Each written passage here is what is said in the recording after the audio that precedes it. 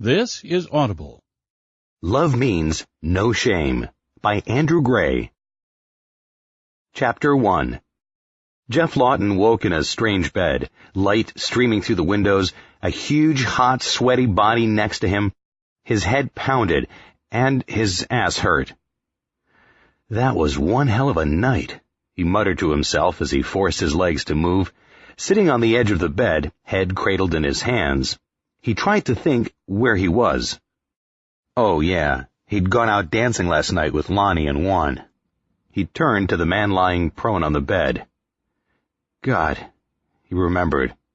Well, at least parts of it. Tequila shooters followed by dancing with a tree. That must be him. Like it usually did, the rest came back to him in a rush. Dancing, him climbing his dance partner. Hell, he'd even stuck his hand down the guy's pants. His head throbbed again, and he made himself get to his feet to stumble to the bathroom. He didn't bother to turn on the light, probably couldn't find it anyway, and managed to make it to the sink. Turning on the tap, he put his hands under the cool water and splashed his face, groaning with relief as the water tingled on his skin. At least I'm alive. Turning off the water, he used the facilities and then walked a little more steadily back into the bedroom to find his bed partner awake and groaning. What day is it? He was holding his head and moaning softly. Fuck, I hate tequila. He looked up at Jeff, eyes as red as Jeff's had been when he'd seen them in the mirror. Sunday, thank God. Jeff started looking around for his clothes, finding his pants near the bed and pulling them on. Easy for you to say. I gotta go to work. The huge man looked at the clock. Fuck, gotta be there in half an hour. He lifted himself to his feet and shuffled toward the bathroom, the door closing softly, very softly. Jeff searched the room and managed to find the rest of his clothes. After dressing, he definitely didn't want to move too quickly. He shuffled in the general direction of the kitchen. There is a God. The coffee maker was plugged in and set. Jeff pressed the start button, and the machine took over, and was soon filling the space with the heavenly smell of fresh brewed. Jeff heard the shower start and then stop a few minutes later. Searching the cupboards, he found 2 cups. They appeared clean, unlike the rest of the apartment, and he waited until the coffee was finished before filling the cups and walking back to the bedroom. The door was partway open and, Gary, yeah, that was his name, Gary, was getting dressed. Pushing open the door, Jeff quietly handed Gary a filled mug. Thanks, dude. I really need this. Gary sipped the drink and put the mug on the table. I gotta be gone in about 2 minutes. Jeff nodded, sipped his coffee. Damn, that was good. And turned around, letting Gary finish getting ready. By the time Gary emerged from the bedroom, Jeff had finished his coffee and felt vaguely human again. Thanks, Gary. I'll see you around. Yeah, dude. Thanks. Gary was still finishing his coffee as Jeff left the apartment and headed down the stairs to the front door of the 70s-era apartment building. Once outside, the air helped to clear his head, and he searched the parking lot for his car, finding it right across the way. Fishing his keys out of his pocket and getting in, he started the car, pulling out of the space and heading toward home. Well, what passed for home, anyway. His old car managed to get him there, and he parked in his reserved spot and headed up the walk to his building. It was newer than the one he just left. 80s chic instead of 70s. He let himself in and went up the stairs to his apartment. Inside there wasn't much. A sofa, a chair, and a television on a stand. Jeff tossed his keys on the counter and looked longingly to the bathroom. He had to wash the smell of booze, sweat, and spunk off his body. Jeff headed straight to his bedroom, which was furnished in the same sparse manner as the rest of the apartment, just a bed and a dresser. Stripping off his clothes, he went into the bathroom. He made the mistake of turning on the light and looking in the mirror. Fuck. His eyes were dark and his skin pasty. The mirror never lies, does it? Jeff began cleaning up, brushing his teeth and shaving before starting the water and stepping beneath the spray. The shower felt good, cleansing, refreshing. He started to scrub, and he could almost feel the remnants of the last night washing down the drain. The phone was ringing as he got out of the shower. Wrapping a towel around his waist, he raced to answer it. Jeff, it's Rain. How's the hangover? Jeff knew that Rain had purposely started talking loudly. Bastard. He heard laughter on the other end of the phone. Actually, it's not so bad. Not as bad as it could be, anyway. How's yours?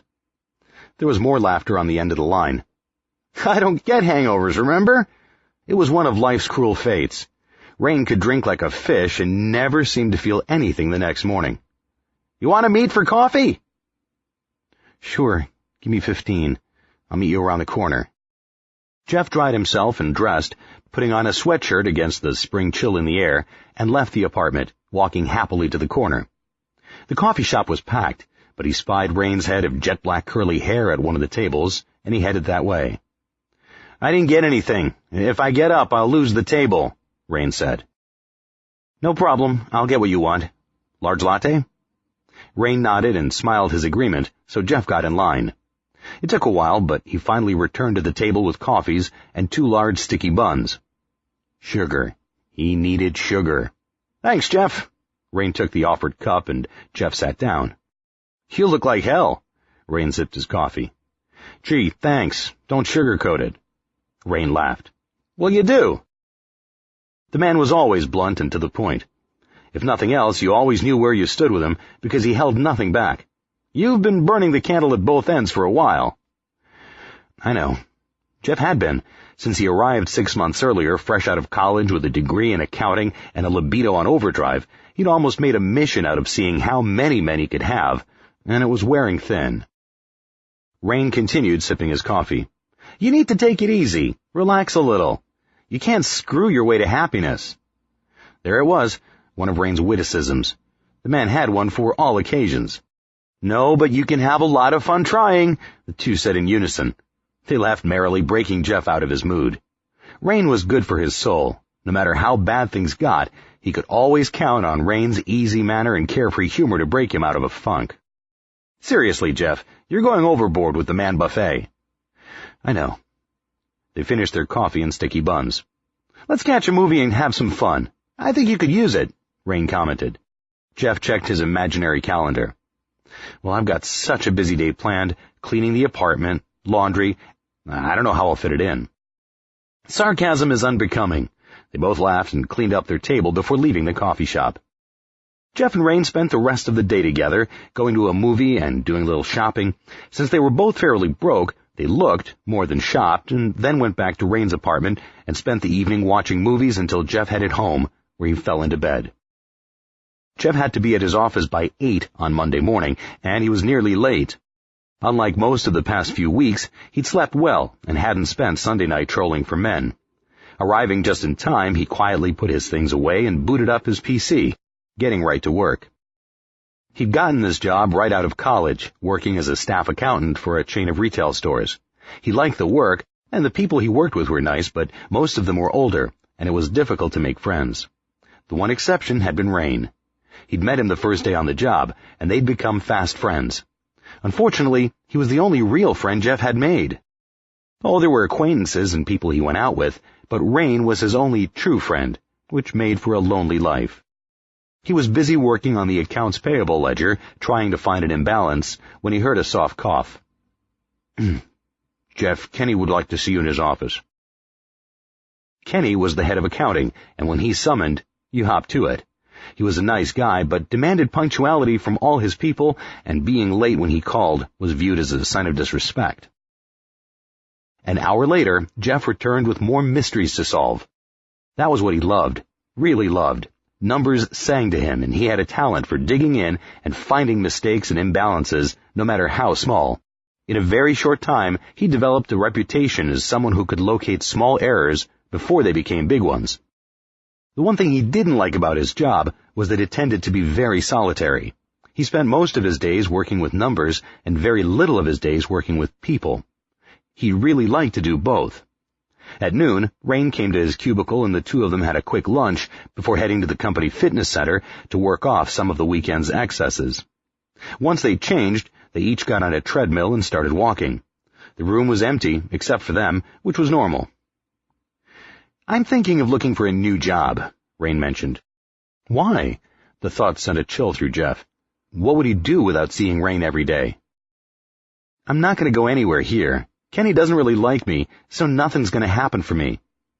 Rain had been there